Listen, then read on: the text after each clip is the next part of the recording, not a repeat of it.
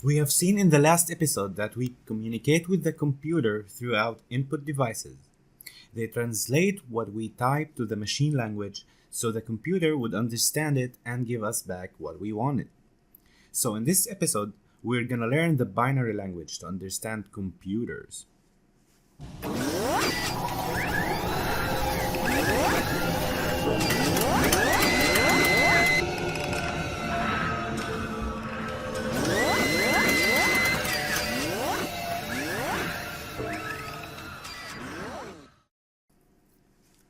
Let's take it to a step by step so we understand what happens inside the computer.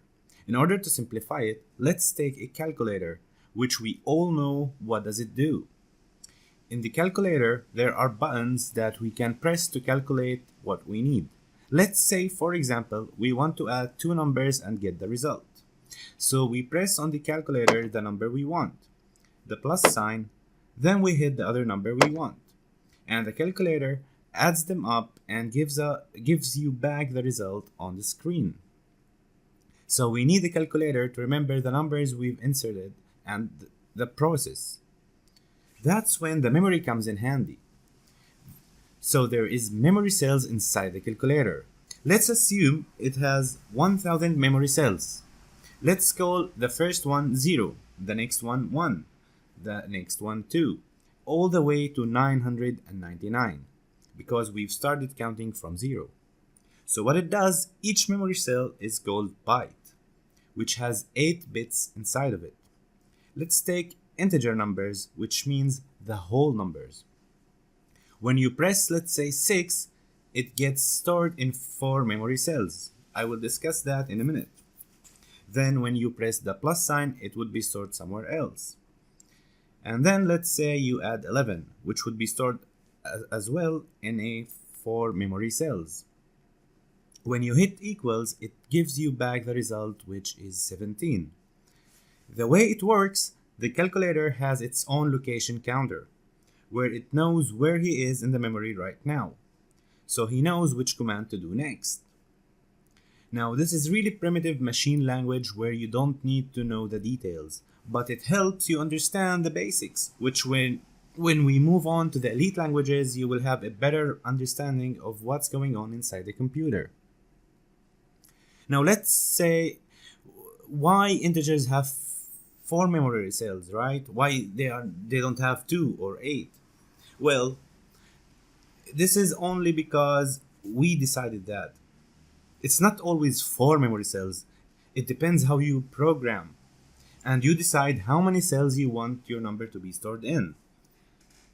Now, the 4 memory cells have 32 bits because we multiply 4 times 8 to get how many bits are there in 4 bytes. In this case, we can store a number up to 2,147,483,647, and we can reach down to minus 2,147,483,648, and you will understand that in a moment. Let's talk binary so we can start understanding what's going on. The computer understands only zeros and ones. So now you may be asking, so how come we can give it numbers that are more than 1 and 0, right? Well, in this case, when we understand how we count, it would be really easy to understand how do we count in other scales.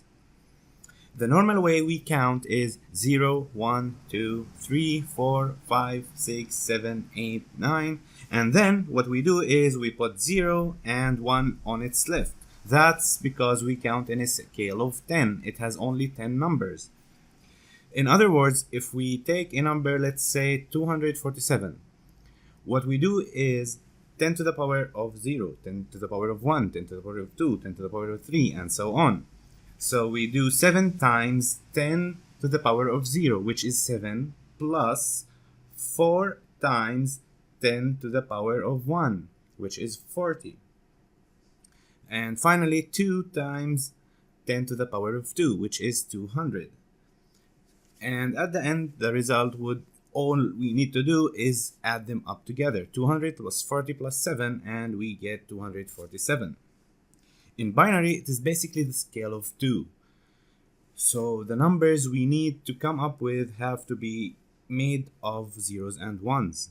So what we do, the same thing with the scale of 10, but in the scale of 2. 2 to the power of 0, to the power of 1, to the power of 2, to the power of 3, to the power of 4, to the power of 5, and so on. When we say, let's say 6, it is 1, 1, 0. And that's because of the same thing. 1 to the power of 1 times 2 to the power of 2, which is 4, plus 1 times 2 to the power of 1, which is 2, plus 0 times 2 to the power of 0, which is still 0. So 4 plus 2 is 6. 11 is 1, 0, 1, 1. And we do the same thing with any number we want. So when you have 32 bits, you do the same thing, and that's how you know what is the biggest number you can get. But if you count all that, you get way bigger number than what we've just discussed, the 2 billion something. So there is one more problem. What is wrong with the positive numbers? Why do negative numbers are more than the positive? In this case, what we did is we reached to 2 to the power of 31 and reserved the last one to know if the number is positive or negative.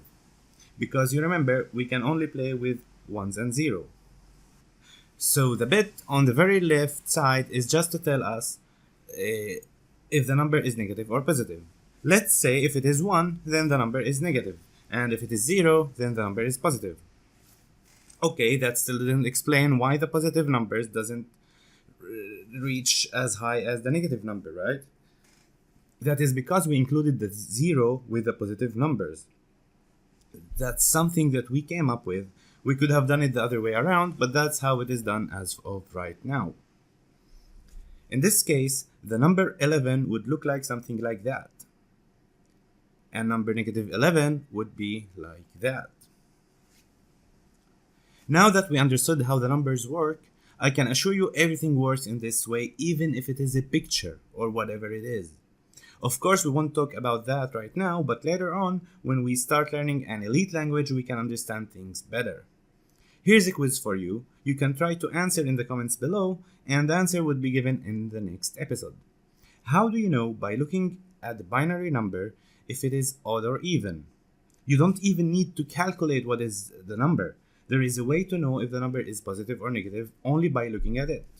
Try to solve that, and we see you in the next episode. Good luck. If you found it helpful, make sure to leave a like and subscribe to get notified when my next video is up.